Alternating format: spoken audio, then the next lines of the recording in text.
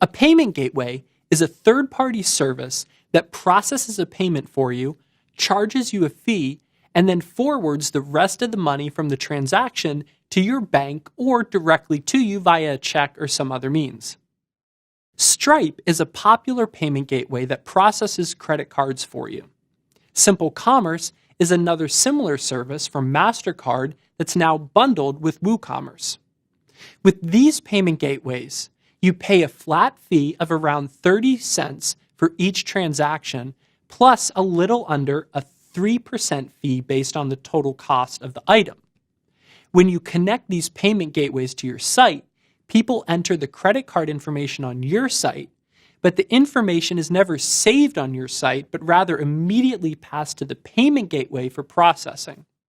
Other payment services like PayPal, Google Wallet, and Amazon Payments let customers log in during the checkout process and pay with their preferred third-party provider. Some people really like this option because even if they shop with different vendors, they could still submit their payments through the same payment gateway each time. As opposed to the Stripe approach mentioned previously, it's obvious with these approaches at some point that you're interacting with a third party in order to make the payment.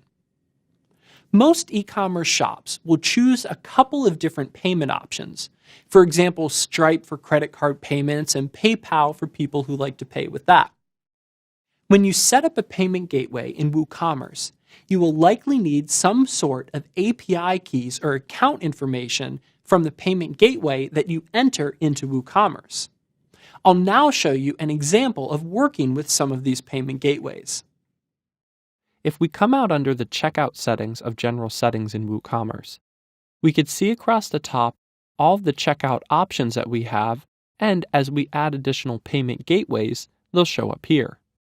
Now you probably won't use direct bank account transfers, checks, or cash on delivery, so you could turn these on and off.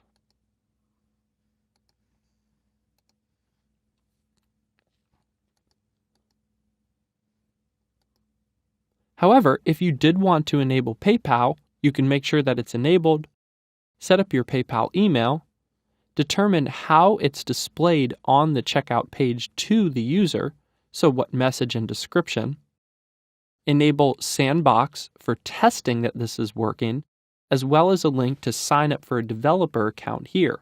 Now, if you're getting into e-commerce development, you'll probably want to sign up for a PayPal developer account. What this gives you are test accounts that you could use for practicing setting up a PayPal store or setting up your store with PayPal, as well as buying products from your store with PayPal. There's also the question of if somebody has their shipping details in PayPal, do you allow that to override their address, or do you use the address they gave you to send it? Finally, you have some advanced options, as well as your API information if you're planning on processing refunds with PayPal.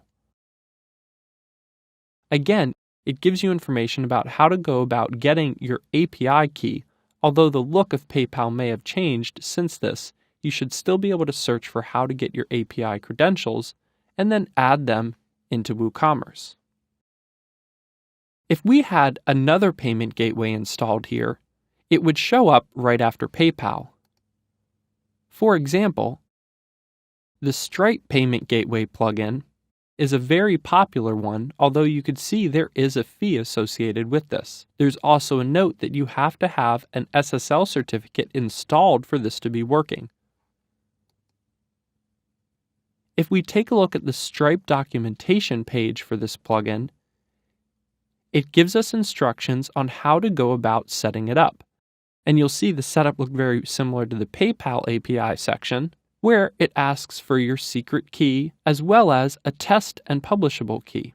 We could see from this setup that we're able to enable test mode to process test payments, as well as enter in our API information.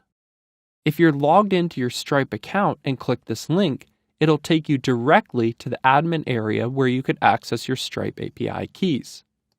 If you chose a different payment gateway, you would also likely be able to get the same API information and set it all up under the General Settings checkout.